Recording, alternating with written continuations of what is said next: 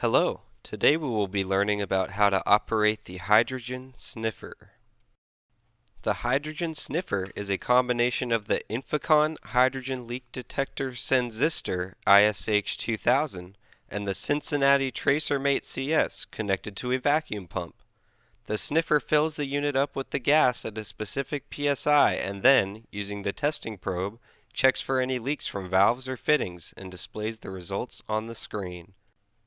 It is important to test these units prior to shipping because it is better to find a defective part now and pull it from the production line, retest, rework, or scrap it, than have one make it to the customer and have to fix that defective product after it has been shipped.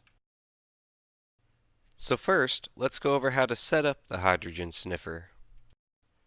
Turn on the power to the system using the power strip attached to the back. Allow the machine to warm up for 2 minutes. Verify the following settings are correct for the ISH2000. Make sure the detection mode is set to combined. If it is not, press the menu button, then press Change Test Mode. Scroll until you reach combined and set the mode. Make sure the reject level is set to 1.00 E minus 0.5 cubic centimeters per second.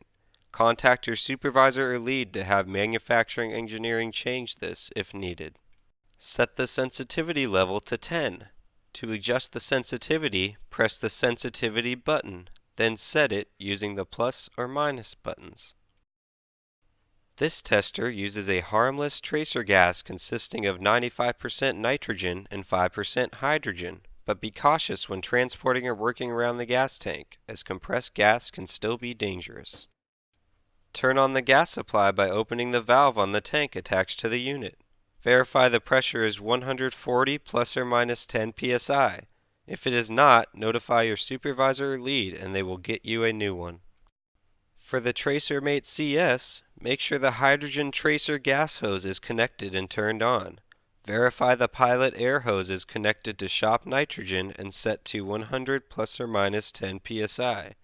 If any of these pressures are incorrect, notify your supervisor or lead and they will contact the proper personnel to fix the issue. The vacuum pump part of the system must have a line connecting it to the TracerMate. The pump must be turned on and running, and the exhaust line must be routed at least 10 feet away from the testing area. This is so the exhaust gas won't tamper with the test results. The ISH2000 uses a reference leak value to calibrate in order to get the correct leak value for proper test results. This calibration must be performed on a daily basis. To calibrate the ISH2000, you must gather a reference leak instrument from your supervisor or lead, or get one from manufacturing engineering.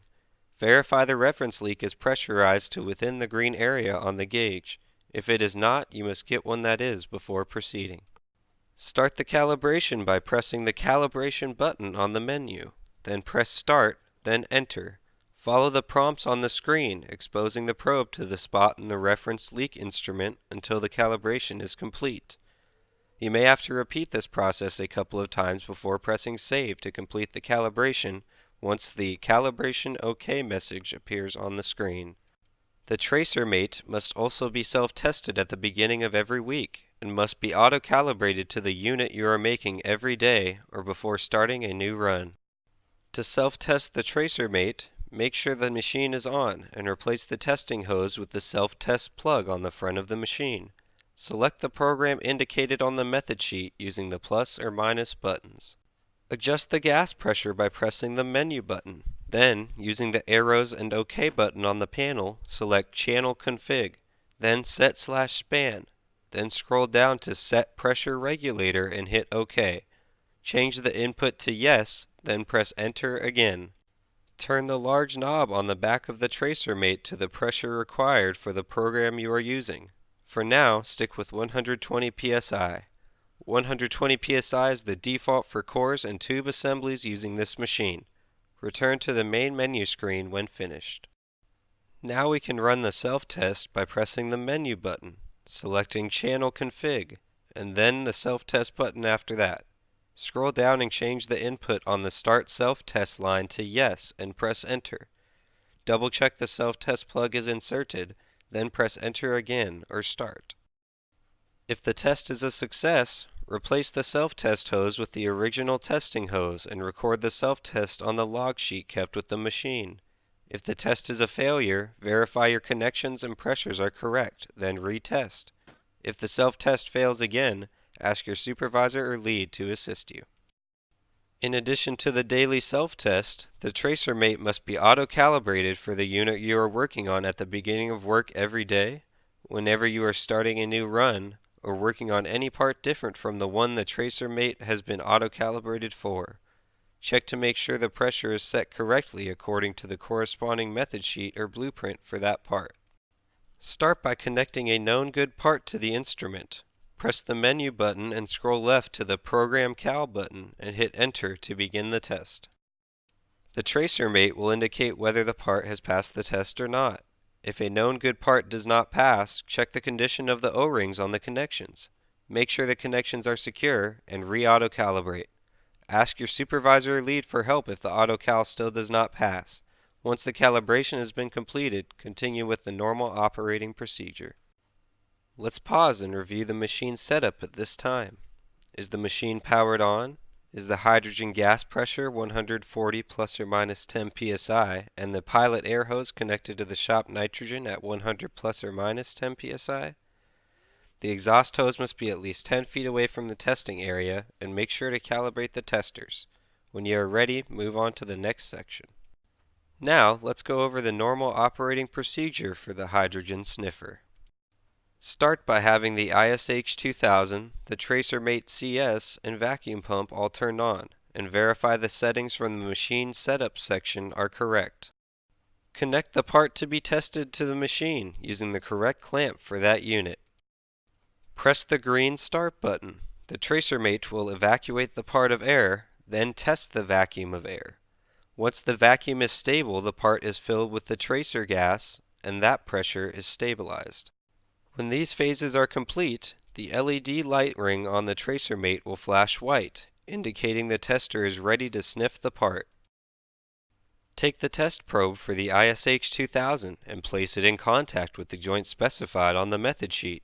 Hold the probe in place for at least 2 seconds and slowly move the probe around the joints. Pay special attention to the joints around the expansion valve and their O-rings, any gasket seals, or other joints shown by the method sheet. You'll see the detection bar on the ISH 2000 move if any leak is present. If the probe doesn't detect a leak, the bar on the ISH 2000 will remain at 0 and the part contains no leaks. Press Start again to complete the test and evacuate the part of any remaining tracer gas. The tracer mate's light will turn green and a green accept message will be displayed, verifying the part has no leaks.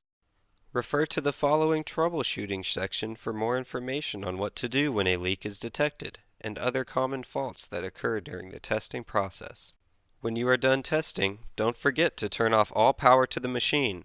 As a reminder, the gas will continue to flow through the test regulator even though the power is off, so when you are done working, remember to turn off the tracer gas by closing the valve on top of the tank. In review, the normal operation procedure for the hydrogen sniffer is very simple. The operator connects the part, begins the test, waits for the sniffer probe to be ready and recognizes different joints to check during sniffing, and knows whether the part passes or not. The leak testers are very accurate but equally sensitive test instruments. If a leak is detected, the light ring on the tracer mate and the ISH 2000 probe will flash red and show a reject message on the screen, and an alarm will sound. Follow this procedure for troubleshooting a failed test. When troubleshooting a part after a failed test, first make sure the area is clear of any ambient hydrogen tracer gas. Remove the probe from the part and wait for the reading to go back to 0. Spray some compressed nitrogen or shop air to clear the area if needed. Once the area is clear, try retesting the part. If the part fails the test again, try to locate the leak using the probe. The alarm will get louder and the bar will increase when you get closer to the location of the leak. Adjust the sensitivity on the machine depending on how close you want to locate the leak. Decrease the sensitivity so you can get closer to where the leak is originating from, but return it back to 10 for normal testing. Check all O-rings on the expansion valve and replace them if damaged and retest. If the part still fails, look for any holes in the evaporator or condenser. Feel for any escaping air if the part is still pressurized. Place the unit to the side and notify your supervisor or lead of the issue, and move on to another unit. If the error is a common one, the machine will display an error message indicating what went wrong, so try to fix those issues first. Also, a part may or may not pass the leak test portion of the sniffer test because of the environment you are testing in, so ensure there is no excessive air movement near the test part. This includes movement like cold breezes from open doors, heaters, fans, or air conditioners blowing air on parts, or air tool exhaust. Even heat from the operator's hand can cause the part to fail. Avoid touching or bumping the testing hose during the test. Placing a cover over the unit can also help if there is too much air movement. If you see a severe leak message, check the fittings and part for any large, noticeable leaks. Ensure the gas is turned on and the tank is not empty, and verify the pressure regulator is set to the proper pressure for that test, and you will be all set. Overall, to troubleshoot a leak, check for any loose connections, fittings, or damaged O-rings. Know that you can adjust the sensitivity to locate a leak, and be aware that the environment you are testing in can affect the test results. Before we're done, let's go over some evaluation criteria on operating the hydrogen sniffer. Number 1. The operator is able to properly set up the machine prior to operation, so the operator knows how to turn the machine on and verify the settings outlined in the setup section. Number 2. The operator can successfully calibrate and operate the testers according to the instructions above. To do this, the operator will have to know how to calibrate the ISH 2000 daily with the reference leak, self-test the tracer mate weekly, and auto-calibrate the tracer mate for new parts. And number 3. The operator is able to troubleshoot common faults that happen during testing.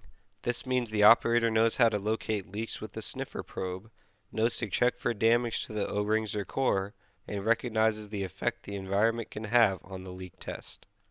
That's all you need to know about operating the hydrogen sniffer. If you have any questions, be sure to ask your supervisor or coworkers for guidance, and thank you for your contribution toward making Red Dot a better company.